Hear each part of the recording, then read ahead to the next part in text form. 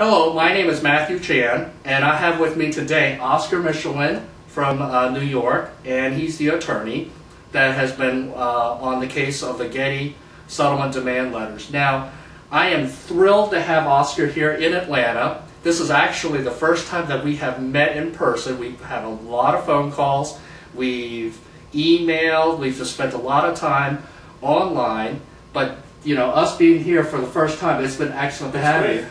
Thank you for coming down to Atlanta, Oscar. Well, it's good to meet you face to face finally, and to get to talk about this and many other issues that we have in common. Exactly. I look forward to it. Right, right. So we went to lunch before we came to this this video. Now, before we get into the heavier videos, we thought that we would try a more upbeat video, and so that you can get to know us a little bit better. So in this video, we're going to talk a little bit about Oscar. So Oscar, tell us about where did you come from? Where's your family from, and how did you become an attorney, and so forth? Well, I was born in the Dominican Republic. Right. In the capital, Santo Domingo. Right. In the Caribbean. And my parents and my brothers and I emigrated to the United States in the early 60s. Right. When I was about 3 years old. And we came into, of course, New York City, where all immigrants come. And we initially lived in Brooklyn. And then I was raised predominantly in the Bronx, in New York. Tough area, I've heard. A crazy area. I loved it. I didn't realize there was anything wrong with it as I was going through it. Looking back now, I'm glad that I'm here. But yeah, it's a tough, rough and tumble area, certainly. But it also, I think, gave me the core of what makes me a successful litigation attorney. Absolutely. Because on the street, you learn who's pulling something over your eyes, who you can believe, not to always believe what people tell you, and how to assess when someone's being credible or not. So I think that's something you just don't learn in law school. Absolutely. But I was a student of New York City public education all the way through high school. Graduated high school early at 16. I didn't want to go to college right away, so I worked actually as a messenger at the World Trade Center from January till September started. Went to SUNY Buffalo Public College. Right. And then to New York for law school, New York Law School. And all along the way, especially in college, I didn't realize, although I should have, that law was what was meant for me. Really? You didn't know you were going to become an attorney? Well, a lot of people in my family are doctors. I wanted to be a doctor, but I didn't like the science, number one, which is a certain drawback. And I can relate secondly, to that. a couple of places, both in high school and in college, things came up where either exams weren't graded properly, or they weren't proctored properly, or for example, there were issues over our orientation program. I was an orientation counselor that I didn't think were being handled right. And I got others who were interested in it to join with me to petition both either my high school or my college to change what happened. I was successful. It happened about three or four times. And when I decided finally in the middle of my college career to switch from pre-med to pre-law, I said, I should have seen this coming. I mean, this is what I was meant to do.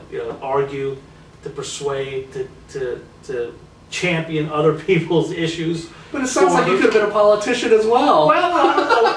I think there's a reason why a lot of politicians are lawyers. That's a good point. I never thought about that. There's the way you phrased it, it could have gone either way. Yeah, how you sell things, ideas and issues, and being willing to be a representative of somebody. I mean, that's one of the things that people don't understand really when they talk about lawyers, but a lawyer is your representative in the courtroom.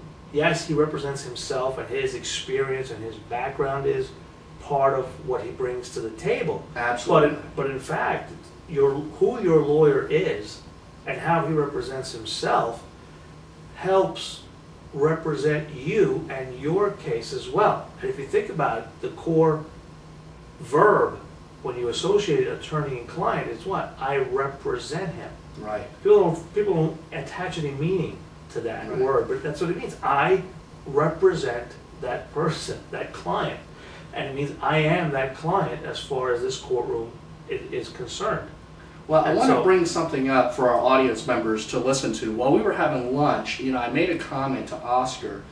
I made a comment to you how grounded I thought you were. I've dealt with a lot of different attorneys, and we all know different attorneys have different backgrounds, they have different educational experiences and so forth. And I told you that I think we got along really, really well because I could just tell by the way you spoke, the comments you made, you had kind of both feet on the ground. And what it told me, even before you told me your background, is that you weren't born with it. It sounded like you were on the streets. You were one of the gang and stuff like that. And you can still talk that language. And I think that's one of the reasons why we get along so well. Because I think we're both fairly grounded. I mean, Right. we try to be anyway. Exactly, and I appreciate that. You can take the boy out of the Bronx, but you can't take the Bronx out of the boy. That's basically what I say about it. Yeah. And I think that is, you're right, that's important because a lot of people go into professions perhaps, who've had, let's say, a privileged upbringing, can't understand what it's like to be in a position where you need an attorney. Yes. Or you're in a difficult crisis, and what impact does it have on yourself and your business and your finances and the economics of it all? So certainly I think it's important to have that kind of, as you said, grounding to help you, again, understand what your clients are going through.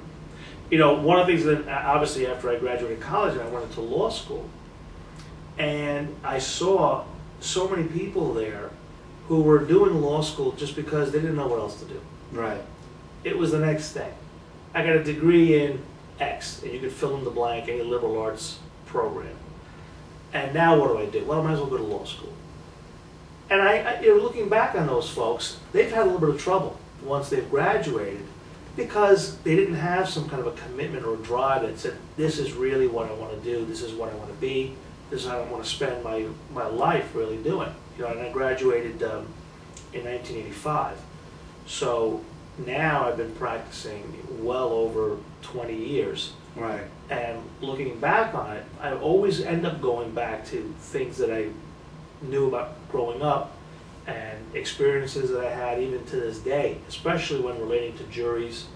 But even when talking to Right. judges or adversaries, you always end up pulling back from who you are, because one thing you learn very quickly when you litigate, especially, is you can't fake who you are. If Right. you're in that courtroom for days and days in front of that jury, the person who you are is going to come out. Yeah, it's very hard. It's very hard to hide that for so many hours. You can't put up a facade Exactly. for 8 hours a day, 5 days a week in front of a jury that you're 2 feet away from. Okay, so you'll be comfortable with yourself, and you'll find a way to have your personality and background be effective for you as an attorney. And it takes a while to do that. Well, one of the stories you were telling me about how when you were in school you would help defend your friends and all that. So you were already, representing people, defending people. And so I have come, now that I know more about your backstory, I mean, I can tell our audience it's really not a line. I mean, you really are a champion of the underdog. And you did it all the way back into childhood. And I know you're embarrassed, and I'm biased. Hey, what can I tell you? But, I think that's part of the purpose of this video. It's just, I think it's important that people know who they're dealing with, who they're entrusting with. And so I really appreciate you opening up a little bit, much more so than anybody else, I think, would have ever done. Well, thanks. I So appreciate if you that. want to, elaborate a little bit about Well, that. I mean, what's funny is now Being the underdog. as my practice has Yeah. grown, Right. and as our firm has grown, we've represented obviously a wide variety of clients. I've noticed that. Every range. Some very colorful. Very colorful, some very high profile, some are Absolutely. nationally known artists, some are nationally known corporations, but predominantly, I would say the bulk of our practice has always been either individuals or small to medium-sized businesses. Mhm. We really